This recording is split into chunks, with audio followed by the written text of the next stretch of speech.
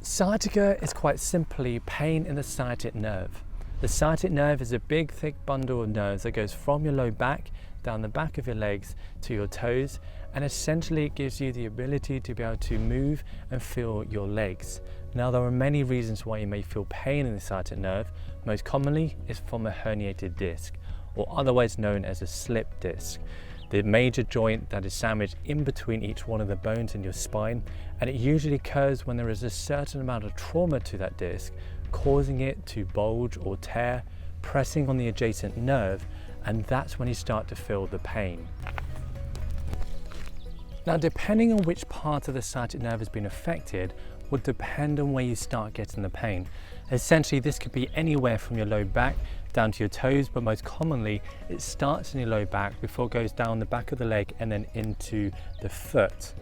This could be one or both the legs. You may also start to feel some numbness, tingling, pins and needles or weakness in the legs, and it may also start to get very difficult to do some of the most basic activities of daily living, such as getting dressed in the morning. Sitting is usually worse than walking, and it tends to be worse in the morning before it starts easing throughout the day. If you've ever experienced pain in the sciatic nerve before, you'll know just how intensely painful it can be. If this at all sounds reminiscent to anything that you're currently going through or anything you're going through periodically, then stick around because I'm going to go through 8 different ways in which you can start to get some immediate relief from this problem. Let's begin.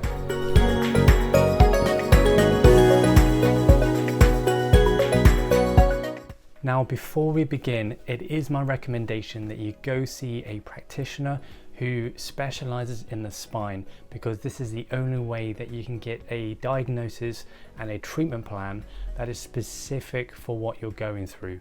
Please only take what I'm about to say as general advice and proceed with caution and at your own risk. If anything causes an increase in pain, particularly if it's in the legs, then stop immediately. So number 1 is to put ice on the area. The general rule with ice and heat is to put ice on an area that is inflamed, such as a disc herniation or any joint issue.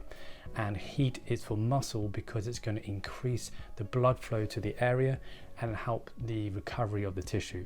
So in this case, ice is great because this is an inflammatory process. I suggest putting it in the middle of your low back and just off to the side where you're feeling the pain. If you're feeling the pain down both sides, then you can just simply put it in the middle. Hold it there for 10 minutes and then 10 minutes off and then 10 minutes on again. And then you can repeat that a few times throughout the day or as many times as you can tolerate.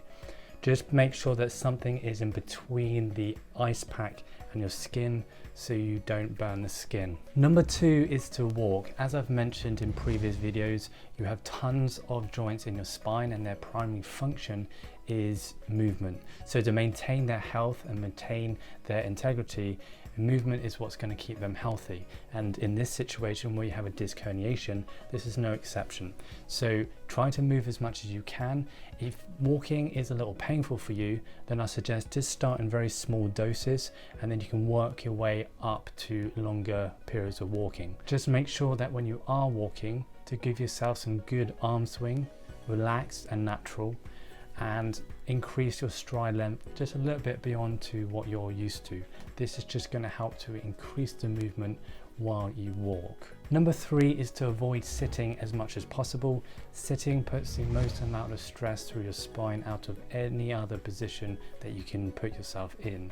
This is particularly important for the first hour of the day, as this is the time when your disc is the most hydrated and therefore under the most amount of pressure from when you've been lying down all night. If you do need to rest, then I suggest just perching on a ledge or kitchen surface in the most upright position possible. Number 4 is that when you do need to sit, make sure you're sitting in the correct posture, as this is going to put less strain through your back than if you're hunched over in a poor posture. So essentially what you want to do is to sit nice and tall so you're straightening out your spine as much as possible. Bring your shoulders back and down and your head back over your shoulders with your chin tucked in. Number 5 is an exercise designed to input some movement into the joints of your spine. This is called a cat camel. Essentially what you're going to do here is put yourself in an all-4 position. you're then just going to go from a neutral position down into a cat position, extending your spine. Focus on one joint at a time in your back and go as far as you comfortably can. Always work within your tolerance, and then when you get down to the bottom, you can then work your way back up and then go into more of a camel position where you're then flexing your spine. Now with this particular issue with a disc herniation, the extension part is probably going to be the best exercise for you. So I would concentrate on extending your spine, so going into the cat position with the cat camel, and limiting the amount that you go up. But of course, just work within your tolerance. You might find that the flexion part is the more comfortable or relieving position for you. If so, then I recommend just doing that, but otherwise work on the extension. Again, if any of this causes any pain, then just stop the exercise immediately. You can repeat this 5 to 10 times, and you can do it as much as every hour or as much as you can tolerate. Number 6, I'm going to go through a few positions that you can put yourself in that should help to relieve the pain. The first one is to get 2 chairs by the side of you. Place your hands on the back of those chairs, and just by taking the weight off your feet, by putting the weight through your hands, you can start to get the pressure off your back and create a distraction motion. The second position you can try is simply leaning forwards on the kitchen surface in the most upright position possible. That again should do a similar thing where it distracts the spine slightly and just takes the weight off your feet and therefore your spine. The third position you can try is simply lying on your front and extending your spine while keeping your pelvis on the floor. So you can come onto your elbows or onto your hands depending on how much extension you want to get or how much you can tolerate. The fourth position you can try is lying on your back this time, but now with the pillow underneath your knees. This will just help to take the tension out of the sciatic nerve that's going down the back of the leg, which should then relieve some of the symptoms. Number 7 is swimming. Swimming is great because it enables you to move whilst putting a small amount of load through your spine. You'll have to experiment with different positions and different swimming styles to find the one that suits you the best and doesn't hurt your back too much. Just be careful as you get out and the pressure is then put back on the spine, as this may start to bring on some symptoms. So just go out nice and slowly and just proceed with caution. Number 8 is to take some painkillers. Now this is an absolute last resort. I would suggest go consult a GP or a pharmacist so you can ensure that you get the right sort of painkillers. Now this is the last resort, as I said, because what it's going to do is only cover up the pain. It's not going to get to the root cause of the issue, and so you may end up hurting yourself a little bit further because you feel like the pain's not very much there.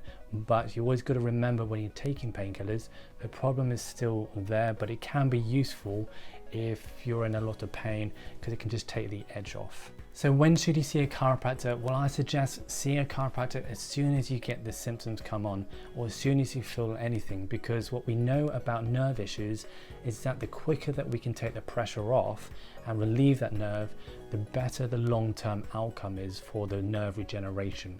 So any symptoms at all of sciatica, then go see a chiropractor because they can go diagnose the issue and correct the issue at its root and take the pressure off that nerve so you can start healing as quick as possible. I would suggest go see a chiropractor urgently if the pain is getting worse or if it's not improving after a few weeks.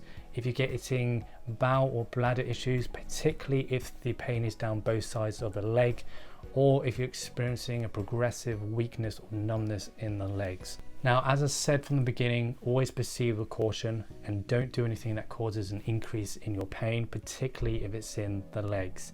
I hope you found this very useful. Comment below how you get on. Comment below any success stories that you've had maybe with chiropractic. Please do like this video as it helps to get it out to more people. Subscribe for new videos every single week. Have a great rest of your day and I'll see you next time.